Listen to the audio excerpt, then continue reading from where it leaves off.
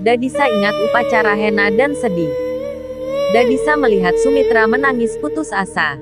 Dadisa memeluk Sumitra dan menghiburnya.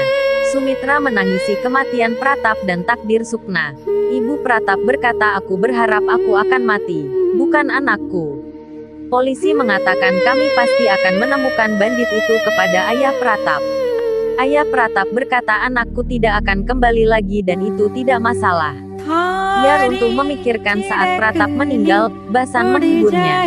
Ayah Pratap dan anggota keluarga lainnya memutuskan untuk membawa jenazahnya kembali ke desa. Byron datang ke Dadisa dan berlutut. Dia memeluk ibunya dan menangis seperti anak kecil. Dadisa mencoba menghiburnya. Dia meminta Byron menjadi kuat untuk keluarganya. Basan juga datang dan mendukung Byron. Mereka meyakinkan Byron untuk menjadi kuat dan mulai bersiap untuk mengirim Pratap ke desanya. Keesokan paginya semua orang berpakaian putih. Sukna masih duduk di kamarnya seperti patung, dengan pakaian pengantinnya. Anandi dan Jagdis duduk di sebelahnya dengan pakaian putih. Anandi dan Jagdis mencoba untuk berbicara dengan Sukna. Gehna datang dan memberitahu Sukna bahwa mereka akan membawa Pratap untuk ritual terakhir mereka. Dia memintanya untuk pergi menemuinya untuk yang terakhir kalinya. Saat Sukna mendengar ini, dia menyadari apa yang terjadi kemarin dan mulai menangis. Anandi, Jagdis dan Gehna mencoba menghiburnya. Semua orang berduka di lantai bawah. Gehna dan anak-anak membawa Sukna ke bawah. Sukna mengingat kenangannya dengan Pratap. Bago menghibur Sumitra dan memintanya untuk mengendalikan dirinya sendiri. Sukna mendekati tubuh Pratap. Dia berlutut dan memeluk tubuh Pratap. Sukna berteriak dan memanggil Pratap, menangis seolah dia tersesat. Setiap orang bersedih melihatnya seperti itu. Byron dan Sumitra mencoba menenangkan Sukna tetapi gagal. Mereka mencoba untuk membawa Sukna pergi dan Byron akhirnya membawa Sukna agar menjauh dari Pratap. Sementara tubuh Pratap dibawa pergi, para wanita melihat Sukna. Mereka membawa jenazah ke dalam bas dan Sukna terus-menerus menangis mengatakan tidak, ayah. Prosesi pernikahan dipisahkan. Jagdis menangis, berlari ke Dadisa dan memeluknya. Dia mencintai Sugna. Byron, Basan, Kazan, Madaf dan Gehna mengikuti Bas dengan menggunakan jeep. Bago memberitahu Sukna, yang sedang duduk di kamarnya, bahwa Dadisa sedang mencarinya. Sugna tidak bereaksi terhadapnya. Bago menuntunnya segera membawanya ke bawah. Di kuburan, semua pria berdiri di sekitar pemakaman dan semua ritual dilakukan. Di sisi lain, semua orang berkumpul di aula. Mereka mempersiapkan Sukna untuk duduk. Bahambari tiba, dan mulai melepas perhiasan Sukna. Semua wanita menangis. Sukna tidak bereaksi dan duduk seperti patung. Bahambari juga ingin melepaskan rantai yang Pratap berikan pada Sukna. Sukna memegang rantai di lehernya dan menolak melepaskannya. Dadisa datang dan memberitahu Sukna untuk melepas kalung itu karena warna tidak lagi berperan dalam hidupnya. Sukna tetap tidak melepasnya.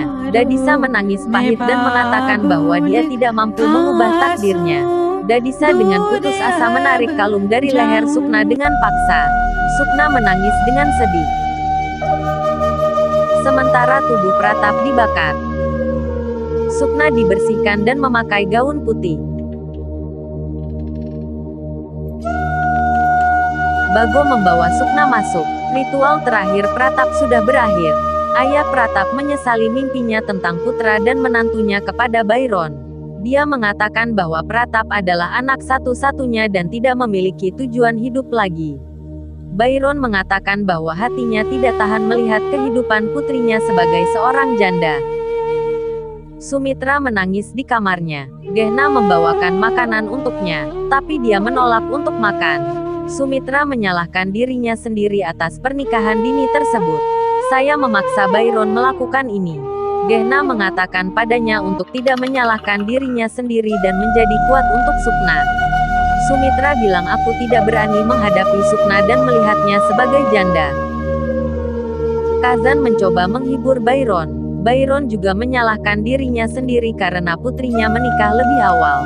Basan mengatakan bahwa tidak ada yang bisa mengubah takdirnya dan tidak menyalahkan dirinya sendiri. Sukna berdiri di depan cermin dengan pakaian jandanya. Dia mengingat kebersamaannya bersama Pratap dan menyadari bahwa itu tidak akan pernah terjadi. Sukna mulai berteriak. Anandi berlari ke arahnya dan mencoba menghiburnya. Dadisa mengawasi mereka. Anandi mencoba menenangkannya, tetapi gagal. Sukna menangis histeris. Dadisa meminta Anandi untuk pergi keluar. Dadisa mengatakan bahwa ketika dia kehilangan suaminya, keadaannya lebih buruk dari Sukna. Tetapi kemudian saya menyadari bahwa perjalanan di depan saya akan sangat sulit dan saya menemukan kekuatan untuk menghadapi hidup sendirian. Dia mengatakan takdir Anda tidak dapat diubah dan ada jalan yang sulit di depan. Nenekmu akan selalu bersamamu dan dia bilang kamu harus berani. Dadisa memeluk Sukna dan menangis. Sumitra datang ke Sukna dan menyuruh Anandi pergi dari sana. Dia berbicara sambil mengobati lengan putrinya, bekas luka tanda gelang. Dia bercerita tentang mimpinya yang indah tentang putrinya. Dia berkata, sambil menangis, aku tidak bisa mendahului nasib. Sukna memeluk ibunya dan menangis. Sumitra berkata, aku merasakan apa yang kau rasakan saat ini. Dadisa menyuruh para pelayan untuk membereskan dekorasi. Byron datang. Dadisa menghiburnya dan berkata, kita harus kuat, kita berada di awal jalan. Sukna menangis di kamar. Byron mengawasinya dengan tajam dan sedih. Byron ingat percakapannya dengan Sukna. Hah. Byron berkata, putriku maafkan aku. Sukna menangis dengan berbaring di pangkuan ayahnya. Dadisa berbicara di depan keluarganya. Kami harus saling mendukung. Kita merasakan duka lagi seperti ketika suamiku meninggal. Saat itu kami tahu kami berdiri dengan saling mendukung, dan sekarang kami akan melakukan hal yang sama. Dia menangis bahwa Tuhan meninggalkan saya sebagai seorang janda, dan sekarang dia memberikan rasa sakit yang sama kepada Sukna. Dadisa mengatakan dia akan hidup seperti janda, tinggal di ruang bawah tanah, makan makanan bebas minyak dan pedas, dan memasak makanannya sendiri. Dadisa berkata Sukna dilarang makan makanan penutup dan dia harus melakukan semua yang saya katakan. Sumitra berlutut di kaki Dadisa sambil menangis. Sumitra memohon pada ibunya, jangan lakukan ini, anak saya tidak tahan. Jika dia akan dihukum, biarkan saya menanggung hukumannya. Dadisa mengatakan orang harus menjalani hidup mereka sendiri. Jika memungkinkan, saya akan menghukumnya sebelum orang lain. Tetapi saya tidak membuat aturan ini jadi saya akan menaatinya. Lalu Dadisa mengatakan mengapa dia gadis janda, Puli, datang ke pernikahan dan membawa kesialan bersamanya. Jika kami telah mengambil tindakan pencegahan hari itu, ini tidak akan terjadi. Sekarang dia berkata jika Anda mengerti mengapa saya tidak menginginkannya, ketika Anda melihat apa yang terjadi. Byron mengatakan cukup ibu menyalahkan Puli, ini salahku, aku seharusnya tidak menikahi putriku di usia muda. Dadisa, apakah kamu mengerti atau tidak ada alasan untuk kebiasaan ini? Ini sudah menjadi aturan dan tradisi. Byron mencela mengapa Anda melihat segalanya sebagai kebahagiaan atau kesialan.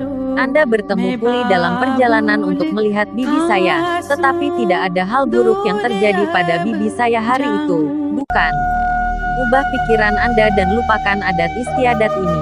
Dadisa berkata pada usia ini. Jangan harap aku melupakannya, adat istiadat dan aturan ini ada dalam darahku.